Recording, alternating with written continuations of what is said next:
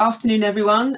Thanks for joining us on a delightful Friday afternoon when I'm sure you've all got a ton of other things that you're juggling as well. So we'll try and cram in as much as possible to this 1 hour. But as I've mentioned before, we will share a recording of it. So if there are bits you want to look at in more detail, and we'll send a slide deck as well, so that you can use that or share that with your team if that's of use to you.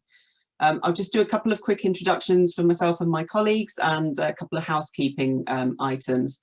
So I'm Francesca Woods. I'm the Leeds Community Foundation Healthy Holidays Coordinator.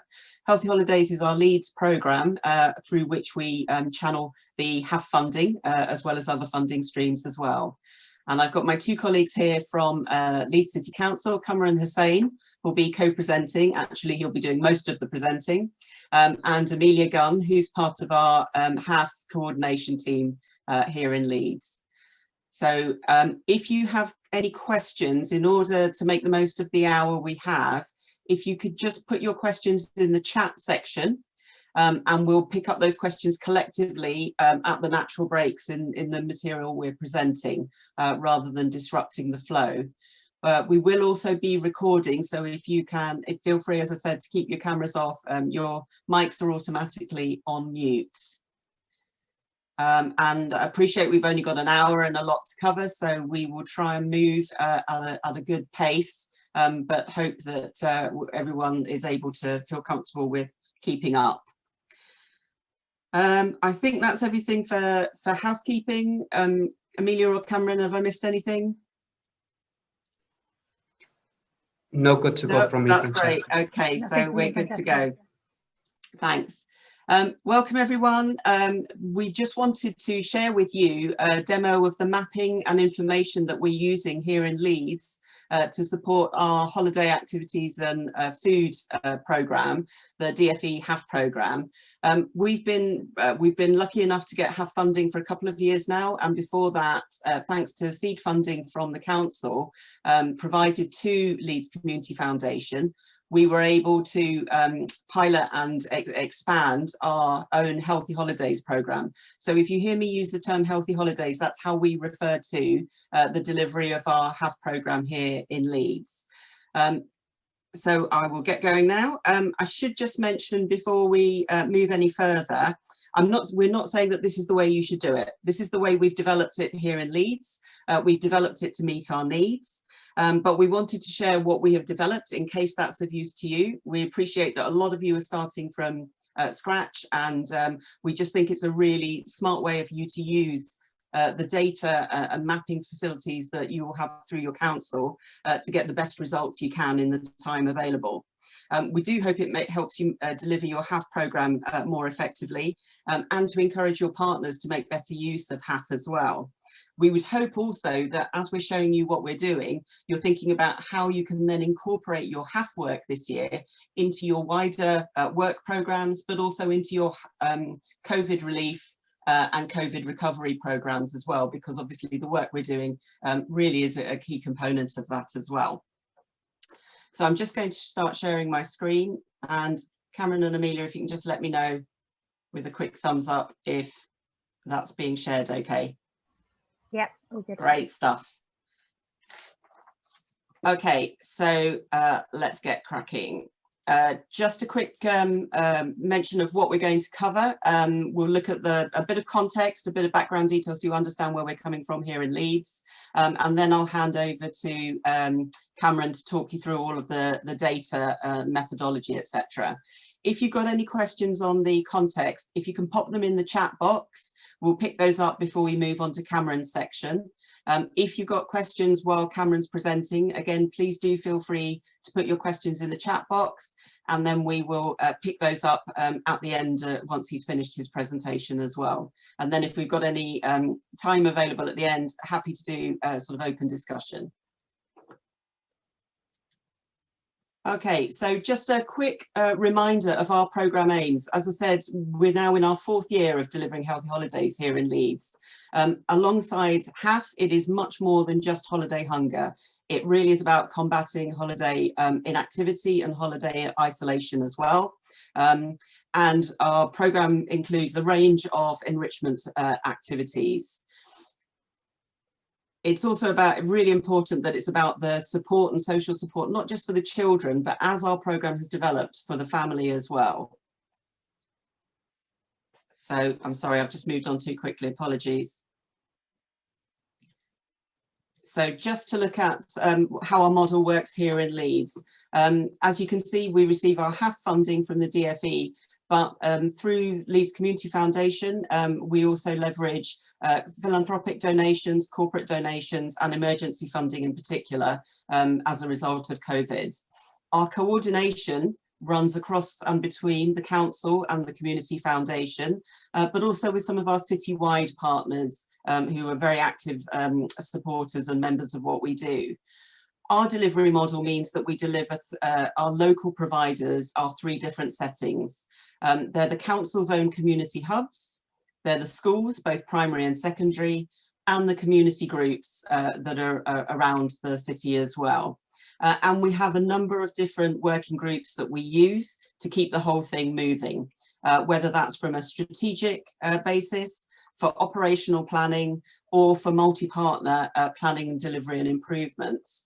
We have to run all of those groups to make sure that we are keeping this going. Again, this is what we've developed over time. I'm sure your models this year, for some of you, may be a lot simpler, but that cross-group working and partnership working is really fundamental to what we deliver here in Leeds.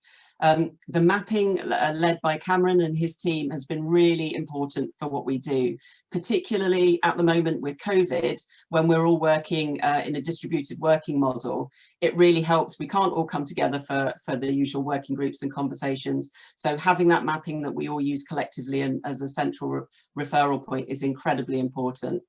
The grant process in the past has been managed by Leeds Community Foundation. This year, with the expansion through HAF, some of that process for the community groups will be managed by the foundation, but the awards for the community hubs and the schools will be managed through the council.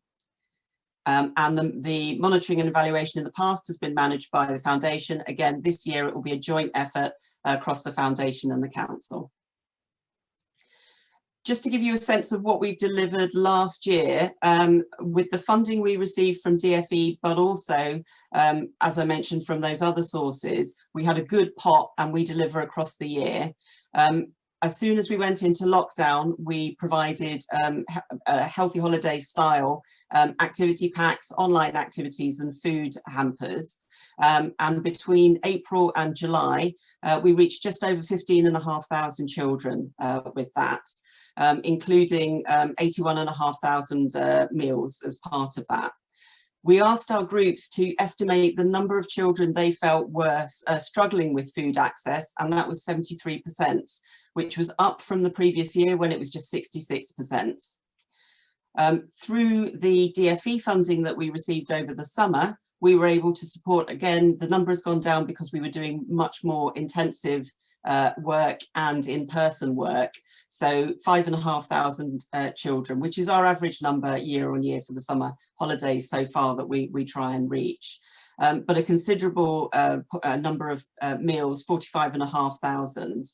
And we were able to do outdoor activity or on-site activities, activity packs, which a lot of you will be thinking about already planning for Easter in particular, as well as online activities. We do try to make sure we have that balance because so many of the children that we're supporting are digitally excluded.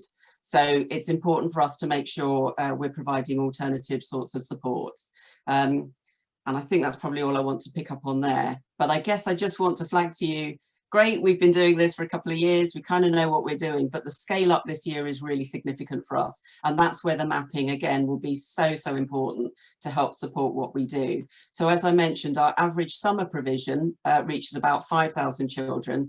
We have 30,000 children means tested for free school meals. So that's a big scale up that we're looking at.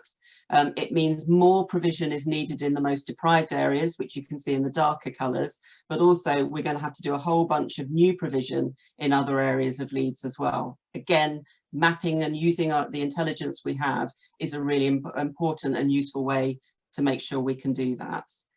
So I'm now going to hand over to Cameron to introduce his section. Oh, sorry, I was just going to take any questions before we did that. Amelia, has anything come through? There's nothing in the chat. Fantastic, excellent. I'm sure you're reserving all your questions for Cameron, and quite rightly so.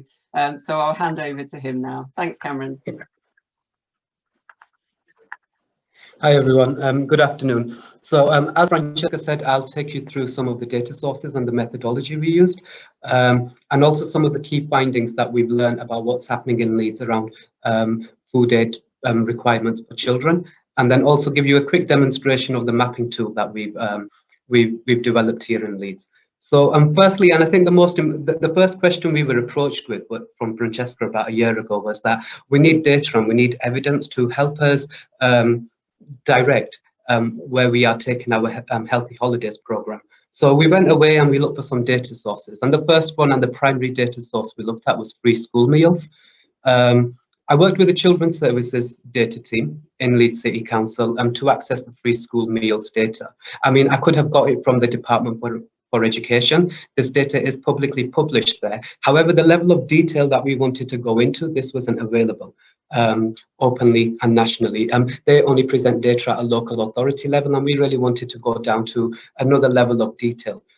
So that's why we had to build a link with the data team within the Children's Services Department who hold this data. So once we got the free school meals data, I mean, there were a few different things we could have a look at. The first thing we looked at was the stages. Originally, when we started to look at this work last year, and we were only looking at all students. However, there was an interest to have a separate breakdown for the primary students and the secondary students. This is highlighted in the data, but the Healthy Holidays program team, they felt it was important that they needed to understand primary and secondary students, and so that they can give age appropriate provision. And they understood that the preferences of younger children are different to the food preferences of older children. So that's why we decided to include a breakdown of primary students and secondary students, as well as all of the students. The second part that we looked at from this data was the growth. When we local observations, they were telling us that when we first started to look at this data, we were looking at January 2020 data. By the time we got into summer and COVID had happened, local observation were telling us that, well, actually the numbers have gone up. So what we did was we were able to access data from October 2020 to take account of the impact of COVID-19. And how this free school meals data works is it comes from the school census, which is carried out 3 times a year by all local authorities. In each of those 3 times, they were collecting the free school meals data. So we were able to very quickly get that October 2020 data and see what has happened, and can we assess the growth that has happened between January and October. Just to test those observations and evidence those observations that people like Francesca and Amelia and other people working on the ground level were making. The third indicator that we decided to look at from free school meals, and I don't know, in Leeds we haven't done this before, but from some of the previous research work I've been doing, I've looked a lot at minority demographics in the city, and when I started to look at the patterns and the trends of free school students receiving free school meals in Leeds, I felt there was a correlation. The areas where we have concentrations of students receiving free school meals, we have the most diverse and we have the strongest minority communities there. So I opened this discussion up with the program team, and they said, yeah, we'll be actually interested to see this data, to see what is the ethnicity of the students that are receiving free school meals. So not only that we can, so we can commission culturally appropriate provision for them, because I mean, in some of our areas, nearly 80% to 90% of the students that are receiving free school meals are from a minority background. And again, when we speak about the preferences of the younger children to the older children, there are also quite notable preferences, I think, when it comes to the food that is consumed by people from different ethnicities. But not only did it let us do that and give culturally appropriate provision, but also it helps us target key community organizations that can help us get in with those minority communities that are already engaging with them. So that's what we were looking at in terms of the free school meals data. Also, just one other thing I want to highlight in terms of the data. I mentioned the free school meal data is collected in all 3 censuses that take place. However, the ethnicity data is only collected in the January census. So although we're now using October data to give us the most recent picture, we didn't have the ethnicity data as of October. So I did a join from the information that we collected from January. And I mean, there were only 6% of records that were unmatched. So I believe 94% is a good sample size to give us a representation of what are the ethnicity trends in the sea. So that was free school meals. After that, then we started to access some of the open source data sets. And one of the very key data sets I see is children in low income families. This is published by the Department for Work and Pensions. Every year at a small level, they publish this data on their data downloading tool. It's called Stat Explore. I mean, it's an open source platform, so anybody can sign up and create an account and start to access and download the data sets. You actually don't even need an account, but the amount of data it allows you to access without an account isn't as good as what you can do with an account. So it's best to set up an account. So what we were looking here was we were looking at children in low income families. And with this data set, I mean, we specifically looked at children 0 to 15 in households with relative low income. The data will give you information about children up until the age of 19, but we weren't interested in those older age groups as we're concentrating on school age students. Actually, maybe we could have even taken out that 0 to 5 group, but that's a discussion for further development. And then also I mentioned that we looked at relative poverty, because there is also an indicator for absolute poverty. But speaking to professionals and other data analysts in the city, we usually do go with the indicator of relative poverty. And what we were able to learn from this data set, so again, we were able to see the changes in the number of children that are in low income families. And this data set gives a 5-year time series. But then we were also quite interestingly able to have a look at the types of families that these children are coming from. So in terms of the work status, are they from a family that are in work or out of work? What the family type is, whether it's a lone parent family or it's children who are living in a household where the parents are a couple. And this was all quite interesting insight, I think, in helping us understand our target audience, target population a bit better, and also the context they're living with, and a bit more about their household. The last data set we looked at was a universal credit data set.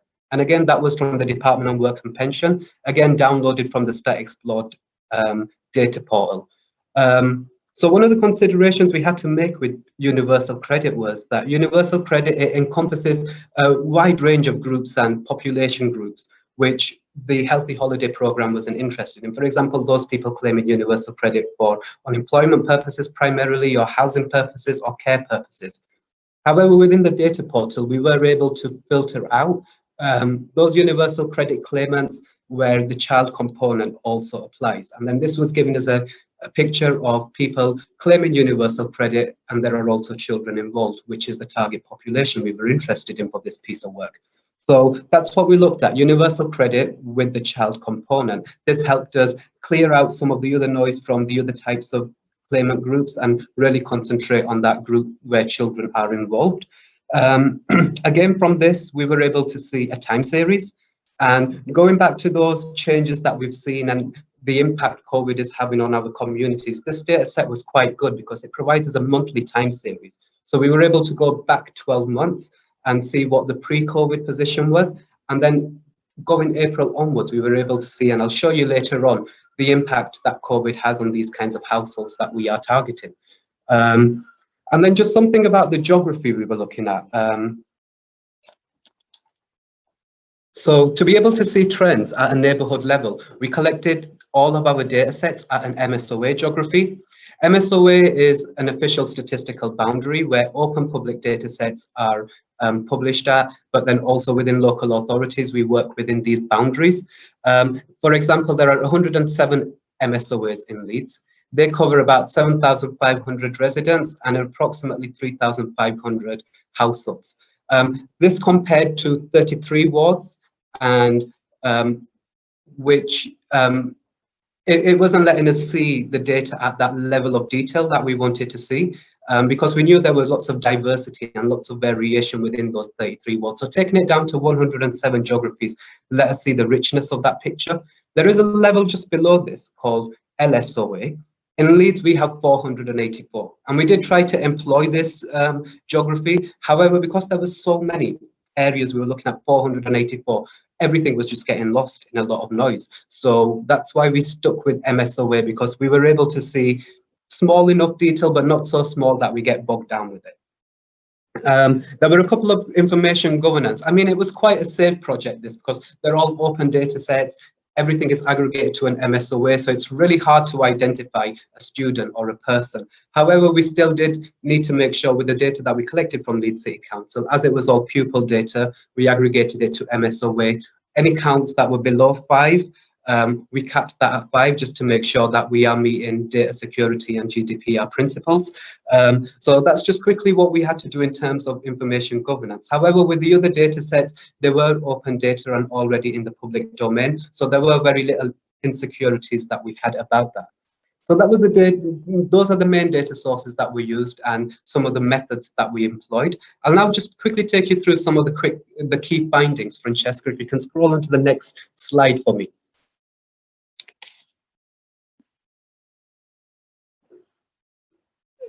Yeah, so I mean, from that free school meals data, if you can click on that first link for me, please, Francesca. We learned that there are, in October 2020, there were just over 27,000 students receiving free school meals in Leeds. That makes up 25% of all school students. And then you can also see that breakdown for primary and secondary school students. The percentages are more or less the same in primary and secondary school students in terms of need for free school meal provision. What we see looking at the data from January to October 2020 was that there was a 14% growth in students receiving free school meals. That translates to, in the city, we saw just over 3,000 more students requiring free school meals between January and October, a growth of 14% for all students. However, as we can see in the table, the growth within the secondary stage was higher at 20%. So this could be for a combination of reasons. For, I mean, the primary and the secondary school students. Sometimes it could be the change in financial circumstances of the households with children, which we very clearly see the COVID impact and what that has had within these communities. But then also speaking to other analysts that are looking at children's services data and data about pupil demographics, they are seeing that there is a higher rate of new entrants coming into primary schools and into secondary schools, and they are already, they're coming from deprived settings already, from some of the most deprived neighborhoods. So the likelihood that those new students are going to need free school meals or will be eligible for free school meals is higher, and that's the general trend that we are seeing in the city. Then if we look at the ethnicity, 39% of students in Leeds receiving free school meals belong to a BME group. And it's more or less the same, no remarkable difference between primary and secondary students. So that's 39%, but as I mentioned to you, it does vary across the areas, and in some areas we will see much higher than that 39% average. But if we click on that next link, Francesca, we can see the main ethnicity groups of the students that are receiving free school meals. And here in Leeds, it matches our other migration patterns. I mean, we've got a large number of African pupils, Pakistani and other white. The other white mainly is quite a generic group, but it's also down to how the data is collected and how many groups we can break down to and how much detail we can go to before we start to compromise somebody's identity. The other white group, mainly in Leeds, comprises of recent Eastern European migrants from places like Poland, Bulgaria, and those EU7 and EU2 countries, or EU5 countries. I can't remember the exact terminology for it, but those more recent countries. So that's the breakdown of the free school meals data. If we now click on the next link, and from the children in low-income families data, what we find is in Leeds, there are just over 34,000 children in low-income families. There is that slight difference to those school figure, but it might be because we have included that 0 to 5 population. But I mean, both of the data sets do tell the same story about the same volume of the challenge that we are facing. So this 34,800 children in low-income families, that makes up 23% of 0 to 15-year-olds in Leeds. So that's a quarter of 0 to 15-year-old in Leeds that are living in low-income families. Can we just click onto that link again? There are 34,848. Just what we see in the time series is that there has been a gradual increase since this time series. Since 2014, we are seeing a growing number of children falling into this cohort, and that is because of migration trends. That is also because of the changing demographics of the city and some people facing greater levels of deprivation, I think, over certain periods. So that's what that can explain. And if we now click onto the next link, please, Francesca. So also from that children in low-income family data, what we learn is that 38% of the children are from families that are not in work, and 62% are from families in work. So I mean, that tells us that actually we still do have a significant number of children that we have to help whose parents might be in employment. Their employment might not be secure, it might be low paid, but we can't make the assumption that it is going to only be children in unemployed families. And then also from the family type, what we learn is 42% of the children, if we click on the next link, Francesca, 42% of the children in low-income families are in lone parent families, 58% are in families where the parents are a couple. Now I'll just quickly go on to the households claiming universal credit with the child component. There are about 20,000 households. There are over 20,000 households in Leeds, making up 6% of all households where the main person in that household is claiming universal credit. And as we can see from this time series, what we see is that the numbers significantly increase in April 2020. That's when the first lockdown started to take place, and we can see that impact of COVID. But even before COVID, we do see that there has been a general increase, a gradual increase in the target population that the Healthy Holidays is aiming to work with. So I mean, that's the data set and some of the key headline findings that we made. And now I'm going to take you through to the map tool and some of the reasons why we created the map tool, why we wanted to present this data in a map, but then also I'll take you through a quick demo of the tool as well. So if you can switch to the next screen, please, Francesca. Right, so I mean, traditionally, data is presented in tables and charts. And I think Francesca and Amelia and other people in the council have received data in tables and charts telling people about problems that we have and challenges that we face.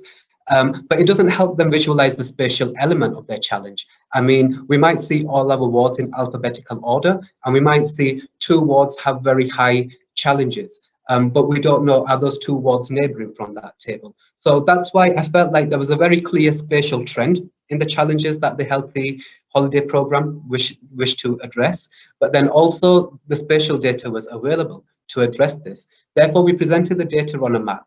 The platform we use within Leeds City Council is ArcGIS Online, but there are various other mapping technologies which you can use to create tools like we have.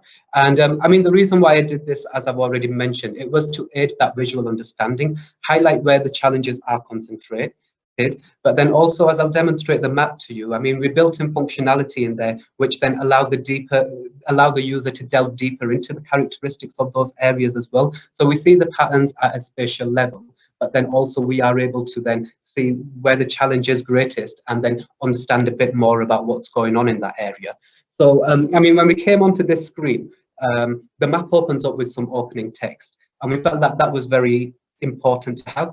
If we're putting this tool out there for professionals to use and other partners to use in the city, it's very important that we introduce the intention of the tool, understand the data sources, and then just some instructions on how to use the map. Then if we click on the layers list, here we've now started to display some of those layers I've already mentioned to you. But then also we've presented here our assets and we presented our boundaries as well. And that's how we've compartmentalized it. So we're looking at the context, we're looking at the boundaries that apply to this, and then also what assets we have. And I'll go through each of those now in this presentation. So we're going to first scroll down to the boundaries. we provided boundaries for the wards and some of the other areas which I'll go through. And the main reason to provide these boundaries was the programme team wanted to understand the current governance and the partner structures that are already in place. So then we can connect those boundaries and those structures with where our challenges are, but then also connect up service providers that we'll go through later on with these boundaries. So for example, if we click on the wards, it was important to know the wards, and if you click on any of these wards, it will tell you which the councillors are, who can be quite influential partners, but then also it ties in with how Leeds City Council disperses things within their structures. We've also got, for example, a layer on the priority areas here, just so that the priority areas are a handful of neighbourhoods that the council have selected where we think deprivation exists at the greatest levels, and there's a lot of need to do intensive partnership work in. So it was useful for the programme team to know where are these other partnership working arrangements happening to challenge some of our most pressing and challenging issues, I think. We've also got school clusters on there, for example, so that we can see how the city is divided by the official schools boundaries. If we need to tie up with school networks, we can see where they are. And then also we've got a layer on there from about the community care hubs. And the community care hubs, this is part of the COVID-19 response and the recovery from Leeds. These are structures set up to help partnership working in these areas, and I felt like it was important to know about all these structures and all of these other partnerships in place already in the city that are working to like address some of the same challenges that the Healthy Holidays programme is. So they're the boundaries. Now we're going to go on to the contextual layers, and we put the contextual layers in here so that, as I've mentioned, we can understand the need for food aid and activity provision. If we click on the first one, which is the 0 to 15 population, I mean, all it does is, on this map, it shows us what the spread of the 0 to 15 population is. But then if we now click on the all students free school meals, October 2020, Francesca, please. And if you take off the 0 to 15 population, I and Francesca are having to do this because I can't present from my screen, so that's why I'm having to give her these directions. So apologies for that. So, I mean, this is then how we started to present some of our contextual layers. But before we go into what I presented in the contextual layers, I just want to talk to you a little bit about the symbology and how we presented this data. Because we ourselves here in Leeds, we had a bit of a discussion about how to present this data. So it really takes the user, and it really helps you highlight the most valuable insight from first glance. And to begin with, what we started with was we were only showing the percentages. So we were showing where there were high concentrations based on the percentage of students receiving free school meals. However, we felt that looking at percentages blurred areas where there are high counts and low percentages with so it was blurring areas, for example, where there might be small counts, for example, in our outer city areas, a small number of children, however, a greater percentage of them were claiming it was a higher percentage. And then that took away, that blurred those areas with small volumes, with high volumes, but still a high percentage. So percentages wasn't working. Then we tried to go onto counts.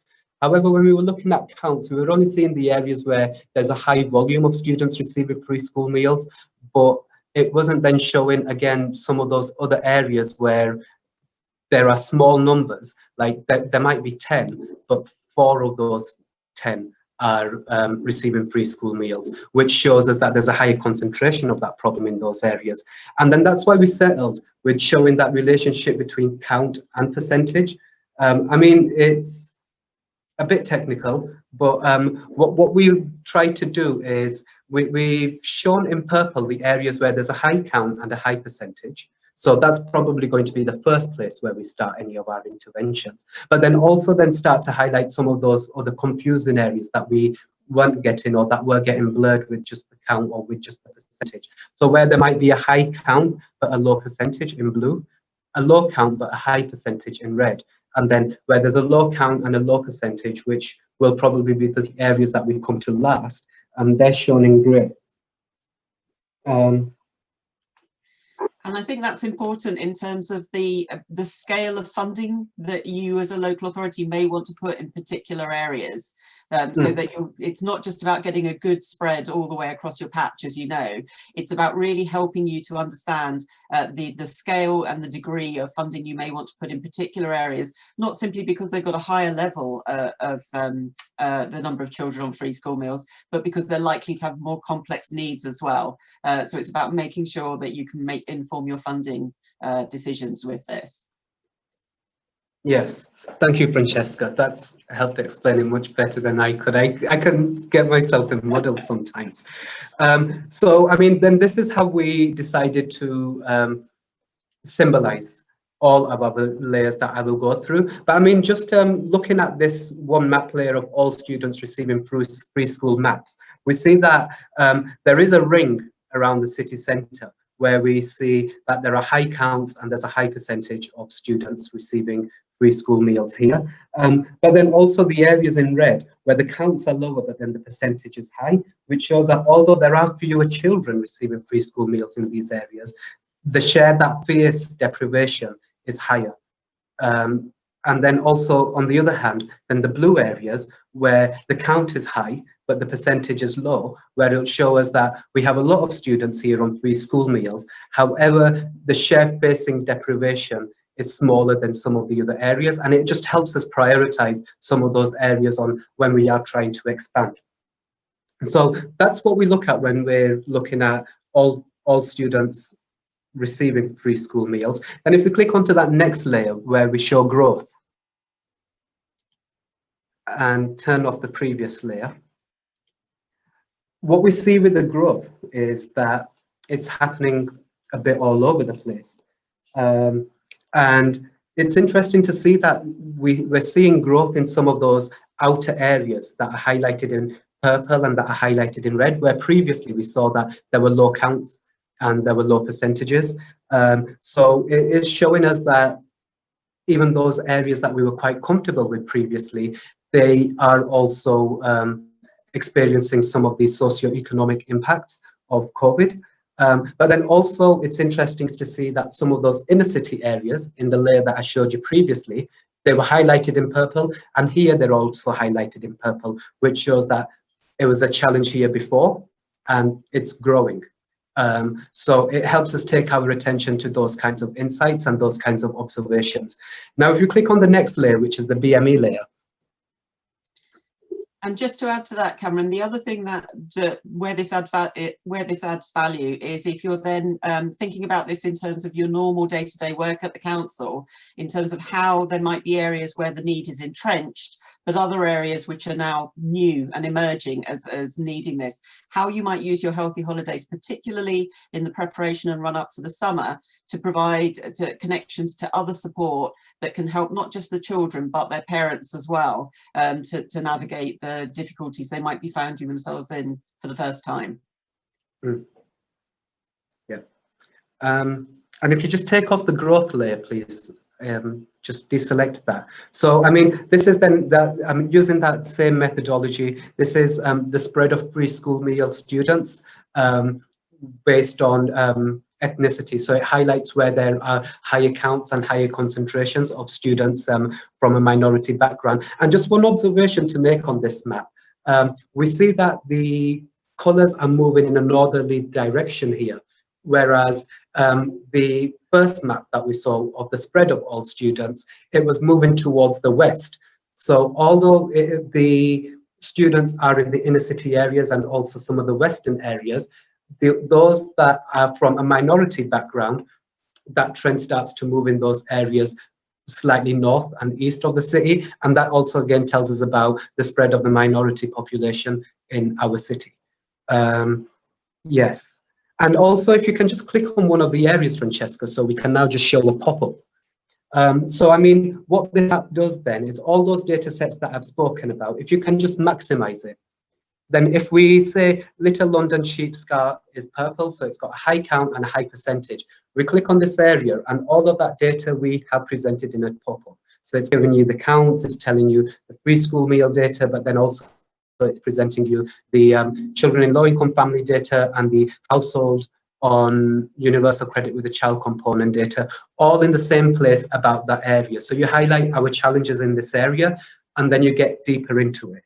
You get the numbers, you get the primary, you get the stage breakdowns, but then also we've got some charts in there as well. So I mean, the first chart is showing you the growth in free school meals. Then if we scroll onto the next one, it's giving you a breakdown of the free students claiming free school meals by their ethnic groups. And we see like that there are quite distinct communities in Leeds. There are certain ethnic communities concentrated in our inner eastern areas to our inner southern areas compared to the western areas. So to have that information at hand at such a level, I think it's very interesting for people to get to know their target population a bit better. So I mean, we've got that same pie chart again for if you scroll for the primary students, the secondary students, and then if you go again, Francesca, then just some of those are the charts that I showed you in the key findings. We have that for each of these small MSOAs. So we've got that time series of households claiming universal credit. So you can see how it might affect some areas at different intensities. Again, we've got it for children in low income families as well. And then the last two charts will show you that work status and the family type using the data that we get from that children in low income families. So I mean, we've got those same layers showing the counts, the growth and the BME for all the students. Then we have it for the primary students if you're only interested in the primary students, and then we have it for the secondary students as well.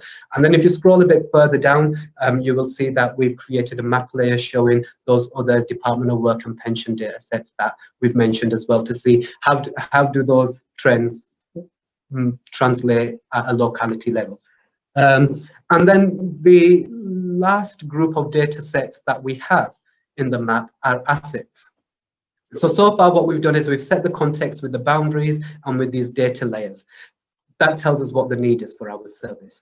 But then in Leeds, we have quite a few different data sets that we've been collecting to show what are our assets in helping us with this challenge. So for example, we have the Healthy Holidays 2020 schemes. If we turn that on, we can see where were the schemes that we had in 2020. And then we know we already have services established in this area. Again, you can click on any of those services and it will tell you some more information about those services. We did the same with the Healthy Holidays COVID-19 scheme and also with the applications as well. With the applications, so it helps us understand where the breadth of our partnership is and where people are already engaged with the Healthy Holidays scheme for our future schemes. We put the schools data on there. So those first two data sets, I don't know whether other councils are collecting their data in that way, but here in Leeds from the very beginning, we said we want to collect data on our provisions so we can understand it and we can use it for our strategic decision-making purposes and our insight and awareness raising purposes. There were data sets that we created within Leeds. The schools data, I mean, these are open data sources. All schools across this country can be accessed. So we have those over there. And I think that just also helps understand the local landscape. If you identify this area as an area where we have our strongest challenges, it will be interesting to know which are the schools that have the most contact with those students that are going to help us in this challenge. We also have been doing some work with the food aid networks, for example. We also added that as an asset map because these are already organizations that we know that are part of that food aid effort in Leeds, which can be instrumental to our healthy holiday working. And then also we included some layers that the Leeds Faith Organisation layer is a layer that we've built locally in Leeds because we know faith organisations play a strong part in charity work and also in food aid provision and also leisure centres also. That data was taken from the Gazetteer, which all local authorities have access to. So, I mean, that's the data sources we used, the methods we applied to give us the evidence and the insight that we needed. And then this is the tool where we put that information so people can understand the citywide perspective, understand what the landscape is in Leeds for need, but then also look at that against provision. So, and tie the two up, identify gaps, identify strengths, identify those challenges. That is it from me now. Now I'm going to open it up for questions, and Francesca. Oh no, sorry, one more thing. Sorry, one more thing. One other thing that we can do on this software is, so we're now running our latest Healthy Holiday scheme. So we decided that when we are receiving applications, if we can then put those applications onto this map, so we can see, are we receiving applications from the same areas where our challenges are? How much are those people applying for example, or how much should we give to those people based on the areas where they're located? So we created this map using the same ArcGIS, this form using the same ArcGIS platform, just to collect the information about the organization. There's a separate one for the third sector organizations and a separate one for the schools. And then what this form does is, if we then go back to the map tool, if you click on the map tool link, and then if you select that very top layer of the assets, Francesca, this will now tell us that these are the organizations that have made an application for our 2021 Healthy Holiday Scheme. And then it'll help us understand, are we getting the spread of applications that we need? Are they in the correct places? And then I think it'll also help in the decision making when we start to distribute that fund. So now I think that's it from me. Thanks so much, Cameron. I'm sure there are questions we'll come to in a minute, but just to tie that up, obviously this is information we use at a strategic level across the whole of Leeds as we develop and deliver our Healthy Holidays HAF programme, but it's also really valuable at a local level. So you can imagine you've got, you're likely to have a group of local providers in any given area working potentially across different settings like schools, statutory organisations and your community organisations. The fact that they can all look at the same area together and see all of the different assets in there, understand the deprivation, understand the demographics, it helps them to make sure that they are better meeting that need and playing to their respective strengths, rather than asking everyone to do everything, which is just not possible at the moment. So I hope that gives you a quick flavour through there. Was there anything else, Cameron, you wanted to say about the tables, the data at the bottom? Yes, and then there is one other functionality. So if you can access all of those data sets, whether it's an asset, whether it's a contextual layer, or whether it's a boundary, you can then view all of that data in a table format. If you select one of the areas that you are interested in, it then highlights that also in the map for you. And that has been quite useful, I think, in when people have been practically using that.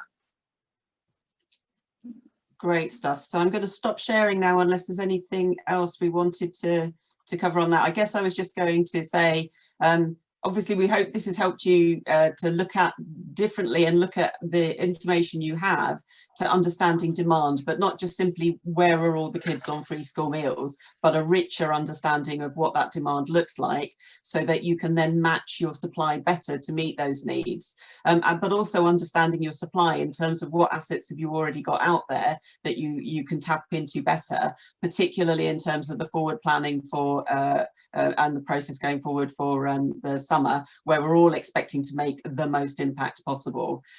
We here at the Foundation and the Council have used this to help us with our application process, as you can see, and for commissioning any additional services and support to fill any gaps that we see as part of that.